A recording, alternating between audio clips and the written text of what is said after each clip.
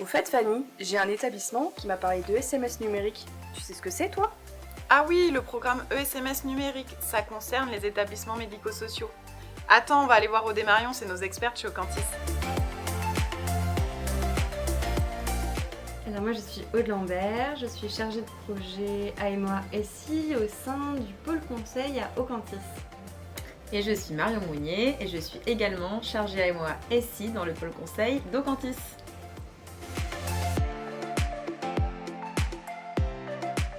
Alors le programme ESMS numérique, c'est un programme qui a été fléché dans le cadre du Ségur de la santé, qui dure du coup pendant 5 ans, 2021-2025, et qui permet aux établissements sociaux, médico-sociaux, d'obtenir de l'aide financière pour améliorer leur système d'information et rentrer dans le virage du numérique en santé. Les établissements doivent se constituer en grappe de minimum 15 établissements, choisir le même dossier usager informatisé et de préférence être dans la même région. Alors, désormais, la grappe va percevoir les financements en 2 temps. Le premier temps, donc les 50% de la subvention à la signature de la convention avec l'ARS, et le deuxième temps à la fin du projet, quand la grappe a atteint ce qu'on appelle les cibles d'usage. Alors, le programme ESMS numérique va permettre aux établissements médico-sociaux de monter en maturité sur leur système d'information au travers l'acquisition d'un dossier usager informatisé qui, lui, va permettre l'accès aux services socles nationaux, comme par exemple des répertoires nationaux qui identifient les professionnels et les usagers, également des messageries sécurisées de santé ou citoyennes, et également l'accès à des outils de parcours sur le territoire national.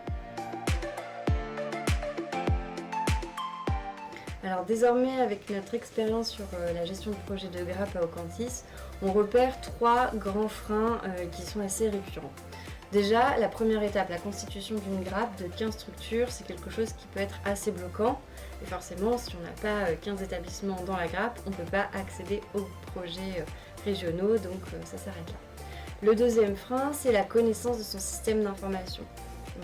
Dans tout établissement social ou médico-social, c'est pas forcément quelque chose d'évident, et du coup, l'état des lieux sur le système d'information, c'est très important et il faut aussi se donner les moyens de le faire.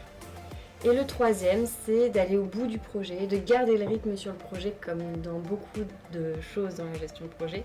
Et du coup là, en l'occurrence, avec les cibles d'usage, la messagerie sécurisée, c'est aussi quelque chose d'externe à l'établissement et ça peut aussi engendrer des problématiques des fois pour aller au bout du projet.